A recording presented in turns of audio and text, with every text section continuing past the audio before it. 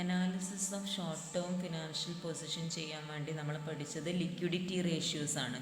Liquidity ratios കൂടാതെ ഈ short term solvency അല്ലെങ്കിൽ short term financial position measure ചെയ്യാൻ വേണ്ടിയിട്ട് നമ്മൾ എഫിഷ്യൻസി റേഷ്യൂസും കൂടെ കാൽക്കുലേറ്റ് ചെയ്യാറുണ്ട്. Efficiency ratios are also known as current asset movement ratios അല്ലെങ്കിൽ ടേൺ ഓവർ റേഷ്യൂസ് എന്നൊക്കെ പറയും. അപ്പോൾ ഇതെല്ലാം സെയിം തന്നെയാണ്, ഓർത്തിരിക്കുക. കറൻറ്റ് അസറ്റ് മൂവ്മെൻറ്റ് റേഷ്യോ എന്ന് പറയും, എഫിഷ്യൻസി റേഷ്യൂസ് എന്ന് പറയും, ടേൺ ഓവർ റേഷ്യൂസ് എന്ന് പറയും. ഓക്കെ, അപ്പോൾ ഓർത്തിരുന്നോളാം. അനാലിസിസ് ഓഫ് ഷോർട്ട് ടേം സോൾവൻസിയിൽ വരുന്നതാണ് liquidity ratios that we have already covered, and current asset movement ratio or turn over ratio. So important turn over ratios R inventory turn over ratio, debtors turn over ratio, creditors turn over ratio and working capital turn over ratio.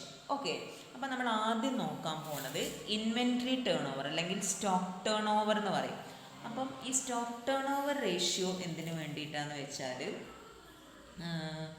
അതായത് എപ്പോഴും നമ്മളെ inventory level അല്ലെങ്കിൽ stock എന്ന് പറയുന്നത്, stock അറിയാലോ എന്താ, unsold goods. Unsold goods ഒരിക്കലും കൂടുതലാവാനും പാടില്ല, കുറവാവാനും പാടില്ല.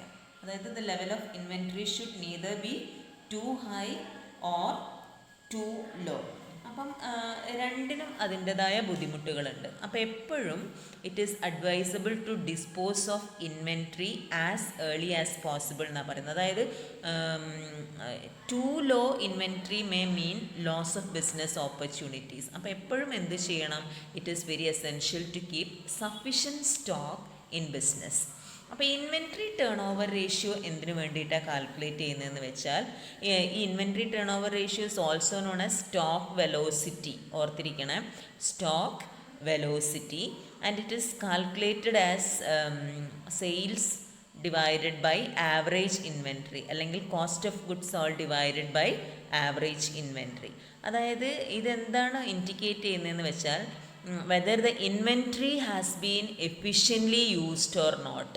അതായത് എത്രത്തോളം സ്പീഡിൽ ഇൻവെൻട്രി സ്റ്റോക്ക് ടേൺ ഓവർ ചെയ്യുന്നുണ്ട്. അതായത് സ്റ്റോക്ക് നിങ്ങൾക്ക് ഒരു ഫേമിന് എത്ര പെട്ടെന്ന് സ്റ്റോക്ക് ക്യാഷാക്കി മാറ്റാൻ പറ്റുന്നുണ്ട് എന്നുള്ളതാണ് നോക്കുന്നത്. അതായത് the purpose is to see whether only the required minimum funds have been locked up in inventory. അതായത് ഇൻവെൻട്രിയിൽ വെറുതെ നമ്മളെ ഡെഡ് മണിയായി കിടക്കാൻ പാടില്ല.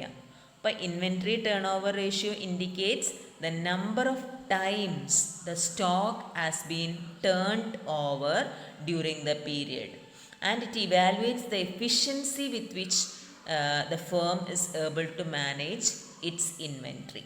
അപ്പോൾ എത്രത്തോളം സ്പീഡിൽ, എത്രത്തോളം എഫിഷ്യൻ്റായിട്ട് സ്റ്റോക്ക്, ഈ കെട്ടിക്കിടക്കുന്ന ഈ സാധനങ്ങളുണ്ടല്ലോ, എത്രത്തോളം സ്പീഡിൽ ക്യാഷാക്കി മാറ്റാൻ പറ്റുന്നുണ്ട്, ടേൺ ഓവർ ചെയ്യാൻ പറ്റുന്നുണ്ട് എന്നുള്ളതാണ് ഈ ഇൻവെൻട്രി ടേൺ ഓവർ റേഷ്യോ കാണിക്കുന്നത്.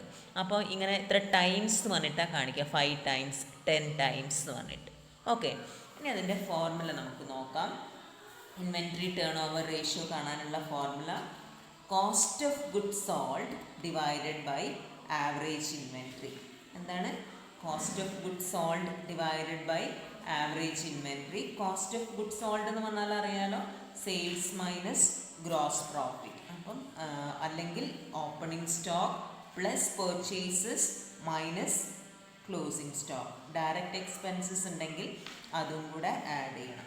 അപ്പോൾ ഇത്രയും ചെയ്തിട്ടുണ്ടെങ്കിൽ നിങ്ങൾക്ക് എന്ത് കിട്ടും, കോസ്റ്റ് ഓഫ് ഗുഡ്സ് സോൾഡ് കിട്ടും. അതേ divided by average stock. Average stock എന്ന് പറഞ്ഞാൽ opening stock plus closing stock divided by 2. Okay, അപ്പോൾ ആ ഫോർമുല വെച്ചിട്ടാണ് നിങ്ങൾ എന്ത് കണ്ടുപിടിക്കേണ്ടത്, ഈ എന്താ പറയുക, സ്റ്റോക്ക് ടേൺ ഓവർ റേഷ്യോ കണ്ടുപിടിക്കേണ്ടത്. ക്ലിയർ ആണോ? അപ്പോൾ സ്റ്റോക്ക് ടേൺ ഓവർ റേഷ്യോ എന്താണെന്നുള്ളത് മനസ്സിലായിട്ടുണ്ടല്ലോ.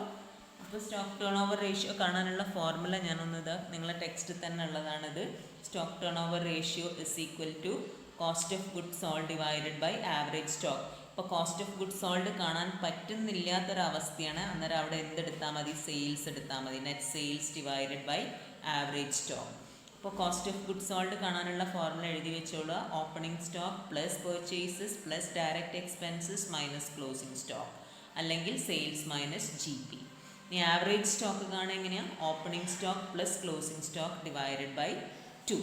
ഇനി ഞാൻ പറഞ്ഞു ഈ സ്റ്റോക്ക് വെലോസിറ്റി എന്ന് പറയുന്നത്. അപ്പോൾ സ്റ്റോക്ക് വെലോസിറ്റി എപ്പോഴും ഈ ഇൻവെൻട്രി ടേൺ ഓവർ റേഷ്യോ നമ്മൾ it is expressed in times.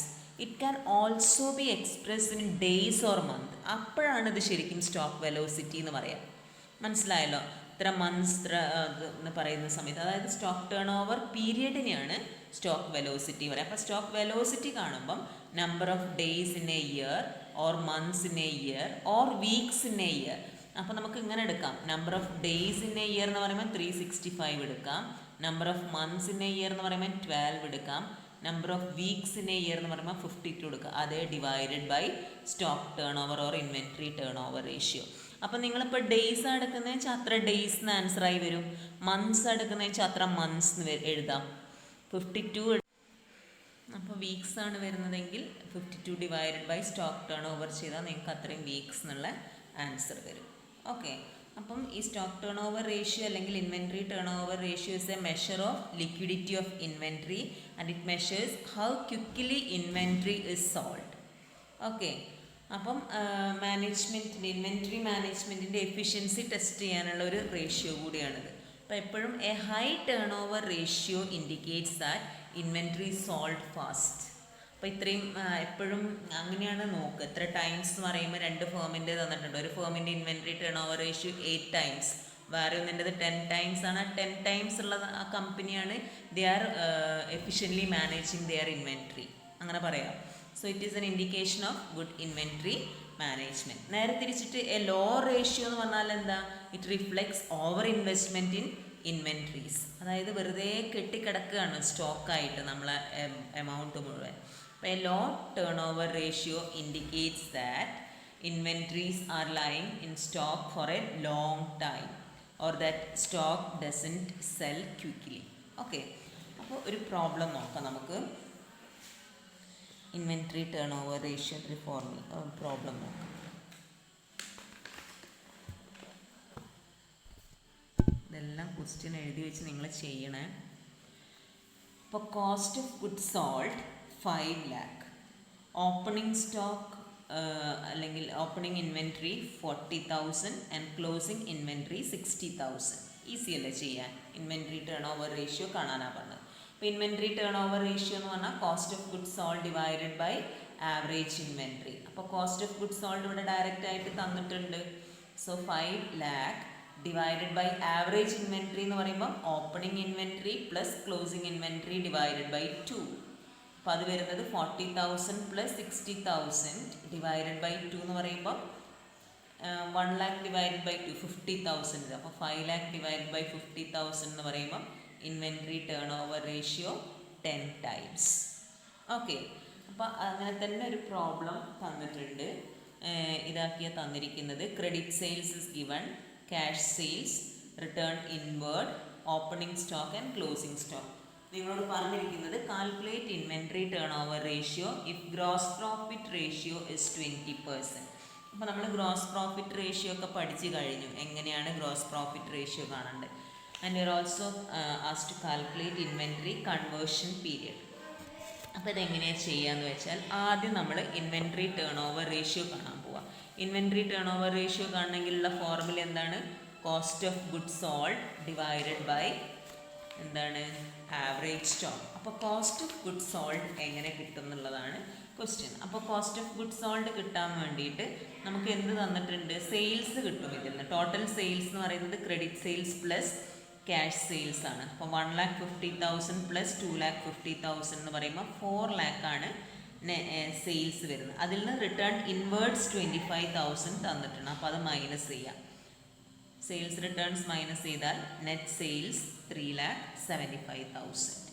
ഇനി കോസ്റ്റ് ഓഫ് ഗുഡ്സ് സോൾഡ് എന്ന് പറഞ്ഞാൽ എന്താ? ഒന്നുകിൽ സെയിൽസ് മൈനസ് ഗ്രോസ് പ്രോഫിറ്റ് ചെയ്യാം, അല്ലെങ്കിൽ opening stock plus purchases minus closing stock ചെയ്യാം.